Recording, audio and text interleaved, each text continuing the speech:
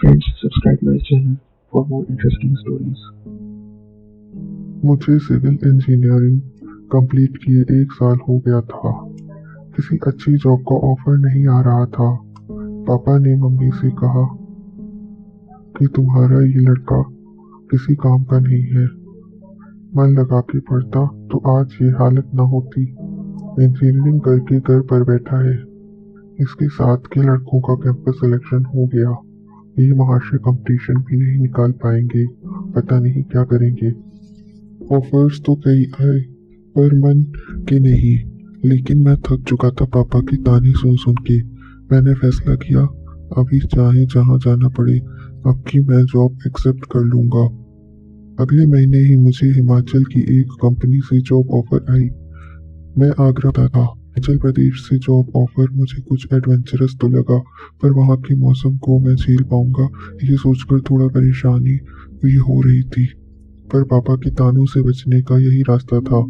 Mummy मेरे फैसले से कुछ खुश नहीं थी और पापा का तो पता नहीं, वो तो कोई बात ही नहीं करते थे। मुझे अगले हफ्ते तक ज्वाइन करना था। मैंने टिकट बुक कराई Friends, subscribe my channel for more interesting stories. और जाने की तैयारी करने लगा। माँ बहुत उदास थी। इतनी दूर तुम अकेले कैसे रहोगे? तुम चाहो तो मैं साथ चलूं थोड़े दिन के लिए, उन्होंने दुखी मन से कहा। मैं बोला नहीं माँ, आप यही रहो, पापा की तबीयत ठीक नहीं रहती। आप चली जाओगी तो उन्हें कौन देखेगा? मेरा ऑफिस शिमला में था पर प्रोजेक्ट साइट वहां से दूर एक गांव में थी।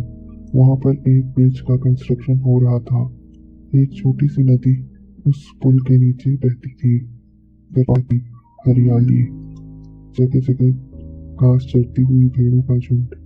मैंने कभी ऐसे नहीं देखी थी। मुझे वहां अच्छा लगने लगा था। कभी कभी मैं प्रोजेक्ट में काम में समय मिलता तो पास घूमने निकल जाता। ऐसे ही एक दिन मैं वहां से घूमने के लिए गांव की तरफ गया। वहां कोई 20-25 घर बने होंगे। हमारी टीम रोज बस से सुबह वहां पहुंचती और दिन भर काम के बाद वापस शिमला चले जाते थे। यही रूटीन था रोज का। उस दिन जब मैं गांव की तरफ घूमने के लिए निकला Friends, subscribe my channel for more interesting stories. तो वहां पर नदी के पास मुझे कोई दिखाई दिया। मैंने अपनी दूरबीन से देखा तो वो एक लड़की थी जो शायद के पास के गांव से वहां आई थी। वो अकेली थी। शायद वो वहां नहाने या कपड़े धोने आई थी। उसके हाथ में कुछ कपड़े थे। मैं उसे देख रहा था। उसने अपने कपड़े उतारने लगी। मैं अभी भी उसे देख रहा था। वो मुझे नहीं देख पा रही थी क्योंकि मैं बहुत दूर था और दूरबीन से, लेकिन मैं उसे बिल्कुल साफ साफ देख पा रहा था और उसका रंग एकदम दूध सा सफेद था। पहाड़ी लड़के वैसे भी बहुत खूबसूरत। उसके बाद उसने अपने कपड़े बदले और अपने मटके में पानी भर के ले जाने लगी। Friends, subscribe my channel for more interesting stories. मैं शिमला वापस आते समय उसके बारे में ही सोचता रहा। अगले दिन मैं काम से थोड़ा फ्री होके फिर उसी जगह गया और उसका इंतजार करने लगा। मेरा अंदाजा बिल्कुल सही निकला। वो फिर से आई और मैं दूरबीन से उसे देखने लगा। उसे आते देखना मुझे अच्छा लग रहा था। मेरा मन किया उससे दोस्ती करने का। गांव की लड़की है, भोली भाली होगी, मान जाएगी जल्दी। ऐसा सोच के मैं नीचे जाने का रास्ता देखने लगा।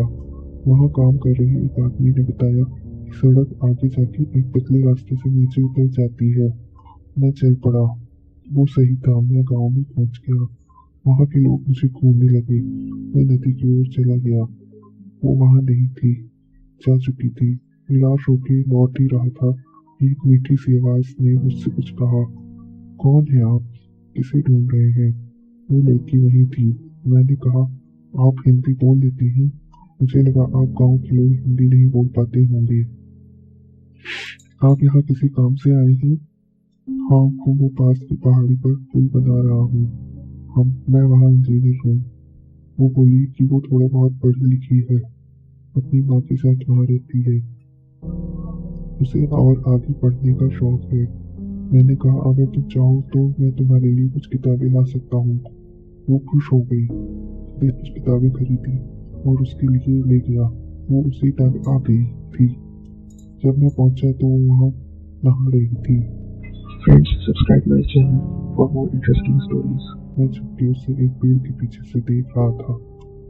पास से वो और खूबसूरत लग रही थी। उसकी सुंदरता में कोई बनावटीपन नहीं था। उसका बदन पथरीला था और वो मासूम थी। वो नहा के बाहर आ गई और एक पेड़ के पास जाकर कपड़े बदलने लगी। वो जान नहीं पाई थी कि मैं उसे देख रहा था। मुझे वो अच्छी लगने लगी थी। मेरी किताबें उसे बहुत अच्छी लगी। वो भी मुझे पसंद करने लगी थी। हम अक्सर मिलने लगे और इस बीच हमसे वो हद भी पार हो गई Friends, subscribe my channel for more interesting stories. जिसका हमें डर था। वो जब नदी से यहाँ पर बाहर आई तो उसने मुझे देख लिया कि मैं उसे देख रहा हूँ। वो मुझसे नाराज हो गई और वहाँ से जाने लगी।